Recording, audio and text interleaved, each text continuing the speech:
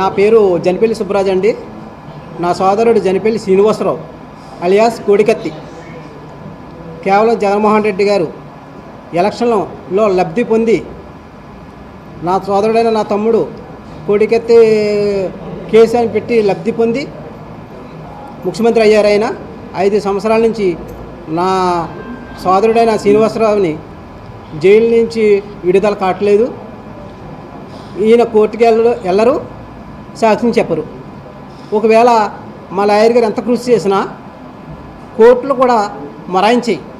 జడ్జీలు కూడా న్యాయం జరపాల్సిన జడ్జీలు కూడా చేయట్లేదు. కేవలం ఏంటంటే ఒక దళితుడు అనే వివక్ష కూడా మన రాష్ట్రంలో న్యాయస్థానాలు కూడా చూపించున్నాయి. అలాగని కేవలం మాకు న్యాయం జరగాలి, జగన్మోహన్ రెడ్డి గారు వచ్చి కోర్టుకు వచ్చి సాక్ష్యమైనా చెప్పాలి, లేకపోతే ఎన్ఓసి అయినా ఇచ్చి నా సోదరుడైన శ్రీనివాసరావుని విడిపించాలి, మా కుటుంబాన్ని ఆదుకోవాలి. లేని ఎడల మేము రేపటి నుంచి మేము కార్యాచరణ ఏమి పెట్టుకున్నానంటే, రేపు ఉదయాన్నే దుర్గామాత టెంపుల్కి వెళ్ళి ఆవిడ్ని దర్శనం చేసుకుని వచ్చి విజయవాడలోనే మేము అమర నిరాహార దీక్ష చేస్తాం. మేము పచ్చి మంచినీళ్ళు పుట్టం, మా ప్రాణాలను అర్పించి మాకు న్యాయం జరిగే వరకు కూడా విజయవాడలో నిరాహార దీక్ష చేస్తామని నేను చెప్తున్నాను. అలాగే అన్ని విధాలా కూడా మా లాయర్ అయిన సలీం గారు మమ్మల్ని ఆదుకున్నందుకు మేము ఎన్ని జన్మలు ఎత్తినా ఈ జన్మకు ఆయన రుణం మేము తీర్చుకోలేము. ఇప్పటి నుంచి కూడా ఆయన మాకు అందుబాటులో ఉంటారు, మాతో పాటు మాకు సాయం చేస్తారు. కేవలం నా తమ్ముడికి జైల్లో ఏ విధమైన హాని కలిగినా దానికి కారణం జగన్మోహన్ రెడ్డి గారు అవుతారు.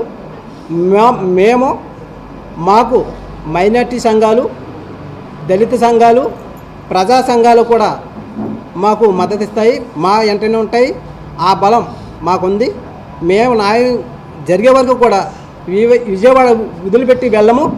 మేము ప్రాణాలను అర్పిస్తాం, పచ్చి మంచినీళ్ళు ముట్టం.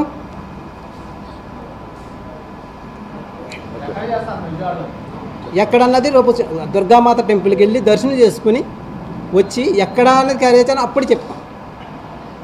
అచ్చా సార్,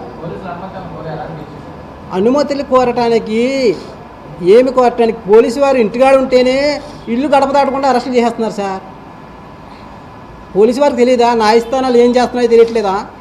జడ్జిలు కూడా ఆలోచన మనసు పెట్టి, అయ్యో ఒక దళిత పేద కుటుంబం బజార్ని పడిపోయింది, వాళ్ళ తల్లి అలోమని ఏడుస్తుంది, ఆ ఉసురు మనకు కూడా తెలుస్తుందని గ్రహించారు కదా ప్రతి ఒక్కరు. ముఖ్యమంత్రి గారు ఏమైనా ఎవరైనా చూస్తున్నారు కదా కళ్ళతో. గ్రహించి న్యాయం చేయాలి కదా, ఆదుకోవాలి కదా. ఏమి న్యాయం చేయట్లేదు, న్యాయం జరిగే చోటేమో జరగట్లేదు. ఆ దళిత వివక్ష అనేది కనబడుతుంది. ఎందుకంటే డబ్బున్నవాడికి పలుకుబడి ఉన్నవాడికి ఒక రాజకీయ ఒకటి, ఏమీ లేని పేదవాడికి ఇది దరిద్రం. ఇది ఈ ప్రభుత్వం. ఎన్నోసార్లు విష ప్రయత్నాలు చేస్తాం జగన్ గారిని కలటానికి, ఎన్నో అర్జీలు పెట్టాం. గౌరవపదంగా అమ్మ నాన్న ఫోటో కూడా వేసి లెటర్ పెట్టాను మా గ్రామం వచ్చినప్పుడు. అప్పుడు ఆయన వచ్చేది రేపు వస్తాడంటే ఎలా అరెస్ట్ అవ్వారంటూ మమ్మల్ని అరెస్ట్ చేశారు పోలీసులు. అయ్యా ఏంటి దౌర్భాగ్యం అంటే, సుబ్బరాజు మా ఉద్యోగాలు ఎగిరిపోతాయా, మా మీద దయించండి మీరు అంటే, సరే సార్ మీరు ఏదో చిన్నస్థాయి ఉద్యోగస్తులు, సరే మీ మీద గౌరవం చెప్పి వదిలేస్తాం, మాకు న్యాయం ఎప్పుడు జరగాలి అప్పుడే జరుగుద్ది, ఓన్లీ భగవంతుడు ఉన్నాడు అని చెప్పేసి మేము నిర్ణయించుకున్నాం. అందుకే ఆ ఆలోచన విధానంతో మేము ఎవరిని ఇబ్బందులు పెట్టలేదు. కేవలం ఇంకా ఇప్పుడు వాళ్ళు ఇడిచిపెట్టేది లేదు, మాకు న్యాయం జరిగే దాకా కూడా అమర నిరాహార దీక్ష చేయడం ఖాయం.